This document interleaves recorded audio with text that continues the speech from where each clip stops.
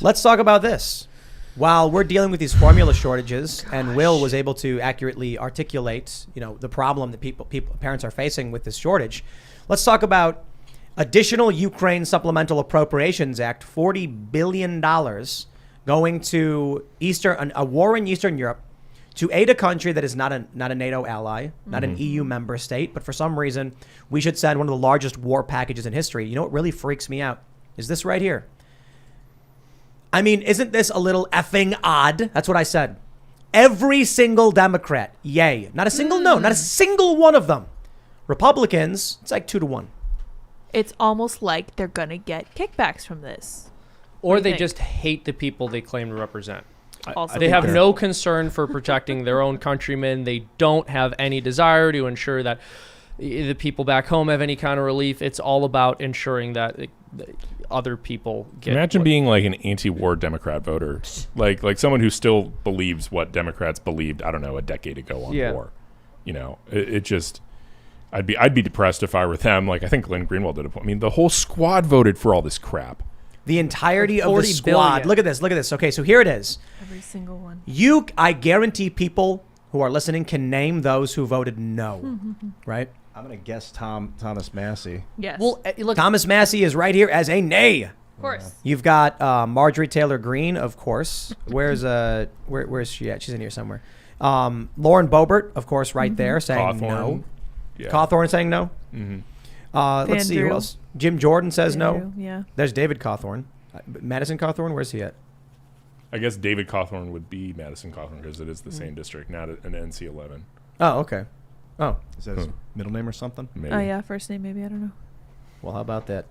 Clay Higgins, John Rose, Ronnie Jackson, Pete Sessions.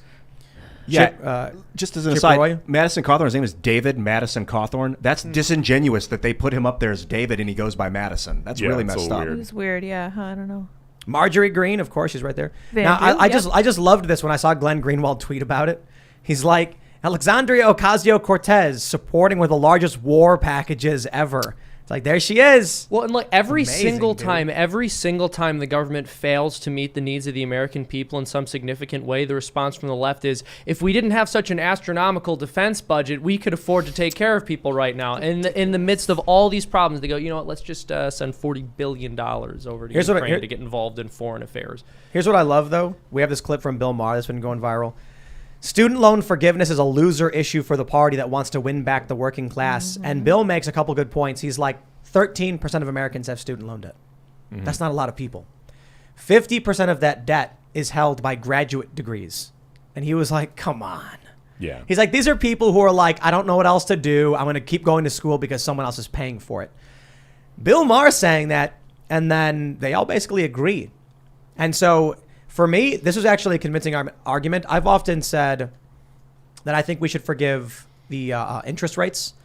If you borrowed it, you got to pay it back. But the interest rates I can understand are insane. After watching this Bill Maher segment, I'm like, nope, never mind. I'm done. Nah, sorry. It's on you. 13% and half of it's graduate degrees. This is what the Democrats are focused on. The highest income earners who want a freebie.